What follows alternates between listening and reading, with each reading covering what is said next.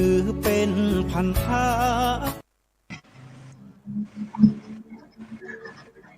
มองโลกด้านดีมีผลหันคนอื่นดีมีกล้าปลูกใจให้เกิดศรัทธาตั้งหน้าทำดีมีคุณมองโลกด้านร้ายกลายกลับใจหับแต่เรื่องเครื่องคุณเหนื่อยหน่ายเลิกล้างทางบุญชีพวุ่นแท้แน่ขอกราบขอธรรมสวัสดีกับบรรดาท่านผู้ฟังแล้วก็ท่านผู้ชมทุกท่านที่กำลังติดตามช่องธรรมปิ่นทีวีออนไลน์กลุ่มพระสงฆ์อุบาสกอุบาสิการ่วมกันเผยแผ่ธรรมะออนไลน์ไลฟ์สดทาง Facebook ทาง YouTube และสถานีวิทยุ FM คลื่น 104.50 เมกะเฮิรตซ์วัดฝ่ายหินถึงสถานีวิทยุเครือข่ายคลื่นสีขาว 8 จังหวัดภาคเหนือซึ่งในค่ำคืนวันนี้ก็เป็นคืนวันอาทิตย์ที่12เดือนพฤษภาคมปีพุทธศักราช2567เข้ากับผมธรรมภาพพระครูโสพลปริยัติก็ได้นำรายการเห็นธรรมเห็นเราเห็นธรรมมาพบกับบรรดาท่านผู้ฟังท่านผู้ชมเป็นประจำทุกคืนวันอาทิตย์เวลาตั้งแต่20:00 นเป็นต้นไปจนถึงเวลา21:00 นซึ่งบรรดาท่านผู้ฟังท่านผู้ชมก็สามารถที่จะให้กำลังใจโดยการกดติดตามกดไลค์กดแชร์เพื่อเป็นธรรมทานยิ่งแชร์นักก็ได้บุญนักแชร์น้อยก็ได้บุญน้อยบ่แชร์ก็บ่ได้บุญนี่เป็นสโลแกนจ่องธรรมะเป็นทีมของเราหรือว่าจะร่วมสนับสนุนจ่องธรรมะเป็นทีมของเราก็สามารถที่จะไปที่ชื่อบัญชีออมบุญออมธรรมวันระบาททางธนาคารไทยพาณิชย์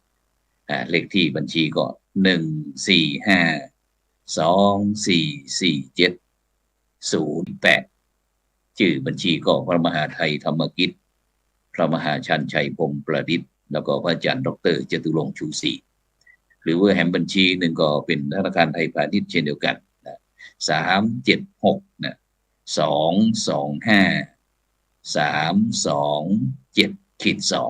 ชื่อบัญชีก็พระมหาดวงทิพย์ปริยัตธารีผู้ประสานงานเครือข่ายจ่องธรรมะเป็นทีมทีวีออนไลน์แล้วก็ขอบคุณอนุโมทนากับมูลนิธิ1016เพื่อการกุศลโดยพระครูบัณฑิตธรรมาภรณ์เจ้าอาวาสวัดลัทธิวันพระนอนขอนตาลรองเจ้าคณะอำเภอเมตรินจังหวัดเชียงใหม่ของเรานั้นก็ได้รับเป็นสปอนเซอร์เป็นเจ้าภาพในการใจจ่ายค่าสตรีมญาติ1 ปี1 ปีก็ 17,840 บาทนอกจากนั้นก็บรรดาท่านผู้ฟังท่านผู้ชมก็สามารถที่จะร่วมสมทบกับมูลนิธิได้ซึ่งเราก็ได้ทำ MOU กันสักวันก็คงจะได้มีการประชุมเพราะว่าเจ้านี้ก็ได้เกิดกับมูลนิธิพระบรมธาตุดอยสุเทพซึ่งก็จะต่อไปนี่ก็โลโก้ต่างๆนี่ก็จะขึ้นมาก็ถือว่าเป็นสปอนเซอร์หลักจากนั้นก็บรรดาท่านผู้ฟังท่านผู้ชมก็คอยติดตามแล้วก็คือกำลังใจทางช่องธรรมะเป็นทีมของเราซึ่งก็จะมีการพัฒนาไปเรื่อยเพื่อที่จะเป็นประโยชน์ต่อบรรดาท่านผู้ฟังท่านผู้ชมพุทธศาสนิกชนตึงชาวไทยและต่างประเทศและที่สำคัญก็คือเรื่องการงานนำหลักธรรมคำสอนของทางพระพุทธศาสนาแล้วก็กิจการงานของคณะสงฆ์มาจากมาเผยแผ่ให้กับบรรดาท่านผู้ฟังท่านผู้ชมซึ่งโดยเฉพาะในวันนี้ก็เช่นเดียวกันบรรดาท่านผู้ฟังทั้งหลายในช่วงนี้ก็เป็นช่วงอยู่ในช่วงที่งาน สัปดาห์ส่งเสริมนะวันสำคัญทางพระพุทธศาสนานะวันวิสาขบูชานะซึ่งวันนี้เราก็ได้มีบรรดาเยาวชนคนรุ่นใหม่นะมาร่วมออกรายการพร้อมถึงท่านผู้อำนวยการท่านอาจารย์ดร.นะก็มาร่วมรายการเพื่อที่จะได้นำข่าวดีมาบอกกับบรรดาท่านผู้ฟังท่านผู้ชมจากละเด็กละอ่อนของเราโดยเฉพาะวันนี้เราตั้งบอกว่าวันวิสาขบูชากับเด็กยุคใหม่อย่างไรดีซึ่งเราจะไปฟังเปิ้นแล้วเปิ้นจะมีแนวความคิดจะได้เพราะว่าในปัจจุบันนี้ถ้าเราพูดถึงเรื่องพระพุทธศาสนาส่วนมากเขาก็จะมีแต่ผู้สูงอายุเนาะอุบาสกอุบาสิกาโยมพ่อโยมแม่อันแต่บรรดาเยาวชนของเรา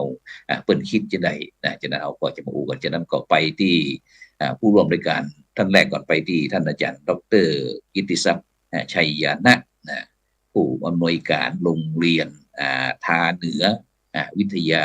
อำเภอแม่อ่อนจังหวัดเชียงใหม่เจริญพรอาจารย์ดร.กิตติศักดิ์ครับไวยสาครับพระคุณเจ้าครับวันนี้อนุโมทนาสาธุการนะครับกับรายการวันนี้ซึ่งเป็นเรื่องเกี่ยวกับวันวิสาขบูชานะครับเนาะโดยเฉพาะละอ่อนรุ่นใหม่เนี่ยก็นับว่าประเดี๋ยวนี้เขาถือว่าการเข้าวัดเข้าวากับละอ่อนยุคใหม่นี้เขาต้องสร้างความอินให้ได้นะครับเนาะความอินให้ได้กับทีนี้เนี่ย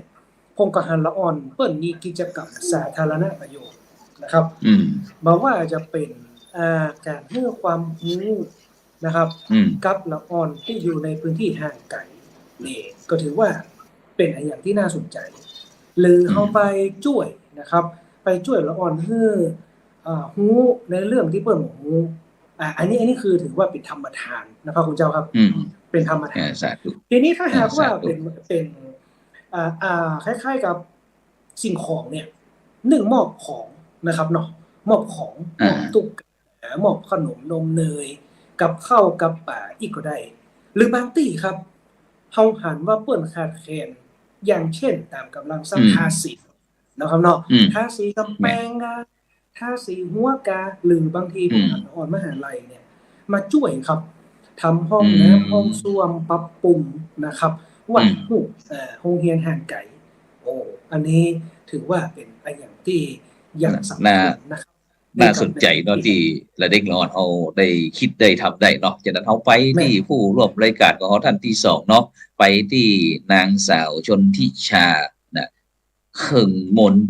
นักเรียนจากโรงเรียนวัฒโนไทยพายัพอำเภอเมืองเชียงใหม่จังหวัดเชียงใหม่ของเจริญพรชนทิชานมัสการนะเจ้าแล้วก็สวัสดีทุกท่านนะเจ้าก็สำหรับในมุมมองของหนูในฐานะของน้าอ่อนรุ่นใหม่ที่ได้มาทำงานเกี่ยวกับงานวันวิสาขบูชาเนี่ยเจ้าแล้วก็ทำงานเกี่ยวกับพระพุทธศาสนาหนูก็รู้สึกว่าน้าอ่อนการที่น้าอ่อนจะเข้าไปสัมผัสกับพระพุทธศาสนามากขึ้นเนี่ยเจ้าสิ่งที่จำเป็นอย่างหนึ่งเลยก็คือช่องว่างระหว่างพระพุทธศาสนากับเยาวชนเนี่ยจะต้องมี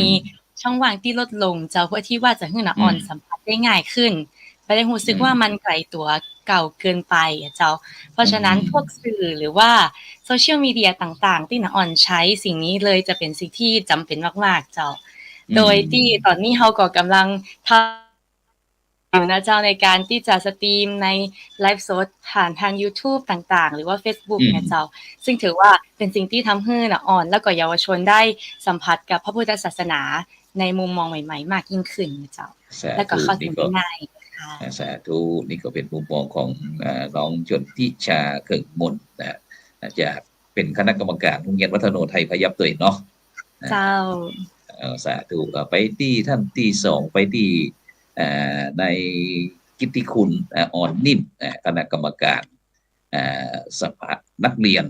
โรงเรียนวัฒโนไทยพยัพอำเภอเมืองเชียงใหม่จังหวัดเชียงใหม่เจริญพรกิตติคุณนมัสการครับพระอาจารย์และก็สวัสดีผู้ท่านทุกคนด้วยนะครับกับผมนายกิตติคุณอ่อนนิ่ม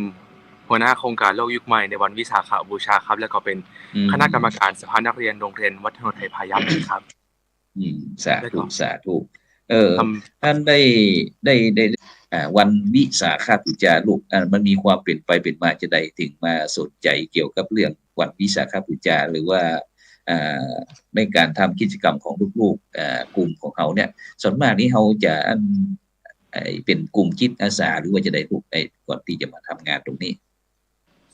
ส่วนใหญ่จะเป็นกลุ่มละอ่อนและเยาวชนที่เป็นจิตอาสาครับที่คิดว่าการที่เราจะช่วยกันสืบสานแต่อนุรักษ์วัฒนธรรมหรือว่าจะเป็นศาสนาพุทธของเราเนี่ยที่ว่าในส่วนนี้ครับในปัจจุบันเนี่ยก็เริ่มน้อยลงไปทุกทีนะครับพระอาจารย์ซึ่งเป็นโลกยุคใหม่เนี่ยเราก็เลยคิดว่าจากที่ชนทิชาพูดอะครับมันคือมีช่องทางแล้วมีเขาเรียกว่าช่อง